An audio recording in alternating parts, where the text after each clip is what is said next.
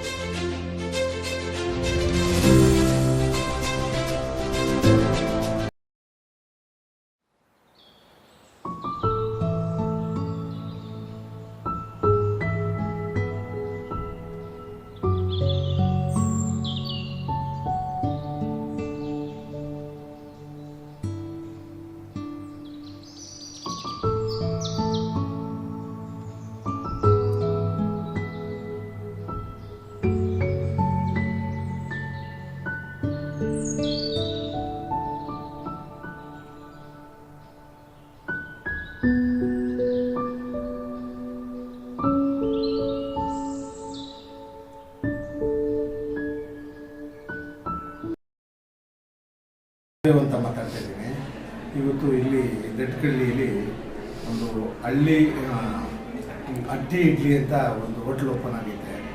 ಇದು ಮೈಸೂರಿನ BJP ಪ್ರಧಾನ ಕಾರ್ಯದರ್ಶಿ ಆದಂಥ ರಘುವಣ್ಣ ಅವರು ಹೋಟೆಲ್ನ ಓಪನ್ ಮಾಡಿದ್ದಾರೆ. ನನಗೂ ಇಲ್ಲಿ ಕರೆದ್ರು, ನಾನು ಬಂದೆ. ಮಾತ್ರ ಇಲ್ಲಿ ಹೋಟ್ಲಂತೂ ಭಾಳ ಚೆನ್ನಾಗೈತೆ. ಊಟ ತಿಂಡಿಗಳೆಲ್ಲ ಮೋಸ್ಟ್ಲಿ ಭಾಳ ಚೆನ್ನಾಗಿರ್ತದೆ ಅನ್ನಿಸ್ತದೆ. ನಾನು ಇಲ್ಲಿ ದೋಸೆ ತಿಂದೆ, ದೋಸೆ ಭಾಳ ಚೆನ್ನಾಗೈತೆ. ದಯವಿಟ್ಟು ಎಲ್ಲ ನಮ್ಮ ಮೈಸೂರಿನ ನಗರದ ನಿವಾಸಿಗಳು ಬಂದು ಇಲ್ಲಿ ಒಂದು ಟೇಸ್ಟ್ ಮಾಡಬೇಕು ಅಂತ ನಾನು ಪ್ರಾರ್ಥನೆ ಮಾಡ್ತಾಯಿದ್ದೀನಿ. ಯಾಕೆಂದರೆ ನಾನು ನೋಡಿದೆ, ಈಗ ಇಲ್ಲಿ ಅದು ಮೈನ್ ರೋಡಲ್ಲೇ ಇದೆ, ಎಲ್ಲೂ ಹೋಗೋಂಗಿಲ್ಲ, ಮೈನ್ ರೋಡಲ್ಲೇ ಇದೆ. ಭಾಳ ಚೆನ್ನಾಗಿದೆ ಹೋಟ್ಲು. ನನಗಂತೂ ಭಾಳ ಖುಷಿಯಾಯಿತು ನಾನು ದೋಸೆ ತಿಂದು. ಮತ್ತು ಇದೇ ಥರ ಈ ಹೋಟೆಲ್ಲು ಏನು ಈಗ ಉದ್ಘಾಟನೆ ಆಗೈತೆ, ಇದೇ ಥರ ಮೈಸೂರಲ್ಲಿ 10 ಕಡೆ 15 ಕಡೆ ಆಗಲಿ ಅಂತ ನಾನು ಖುಷಿಯಿಂದ ಹೇಳ್ತಿದ್ದೀನಿ. ಅದೇ ಥರ ನಮ್ಮ ನಾಗರಿಕರಿಗೆ ಒಳ್ಳೆ ಸೌಲಭ್ಯ ಇವ್ರು ಕೊಡಬೇಕು. ಆ ಥರ ಇವ್ರು ನಡ್ಕೊಳ್ಳಿ ಅಂತ ನಾನು ದೇವ್ರಿಗೆ ಪ್ರಾರ್ಥಿಸ್ತೀನಿ. ಚೆನ್ನಾಗಿದೆ, ಚೆನ್ನಾಗಿ ಬನ್ನಿ, ನೀವು ಅಂತದ್ದು ಟೇಸ್ಟ್ ಮಾಡಿ. ನಮ್ಮ ಹೆಸರು ಸರ್? ನನ್ನ ಹೆಸರು ಮಹಾದೇವ್ ಅಂತ. ನಂದು ಅಶೋಕ ರೋಡಲ್ಲಿ ಪ್ಲೈವುಡ್ ಅಂಗಡಿ ಇದೆ. ಅಶೋಕ ರೋಡಲ್ಲಿ ಚಾಮುಂಡೇಶ್ವರಿ ಪ್ಲೈವುಡ್ ಆ್ಯಂಡ್ ಹಾರ್ಡ್ವೇರ್ ಅಂತ.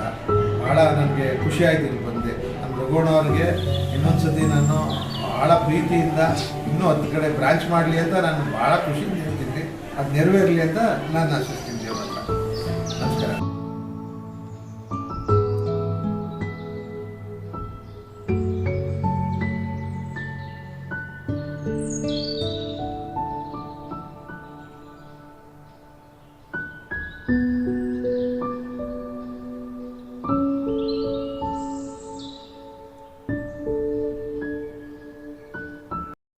ಮೈಸೂರಿನ ಬಿಜೆಪಿಯ ಪ್ರಧಾನ ಕಾರ್ಯದರ್ಶಿಗಳು ಸ್ನೇಹಿತರಾಗಿರುವಂತ BM ರಘು ಅವರ ಹೊಸ ಉದ್ಯಮದ ಉದ್ಘಾಟನಾ ಸಮಾರಂಭದಲ್ಲಿ ಬಂದಿದ್ದೀವಿ.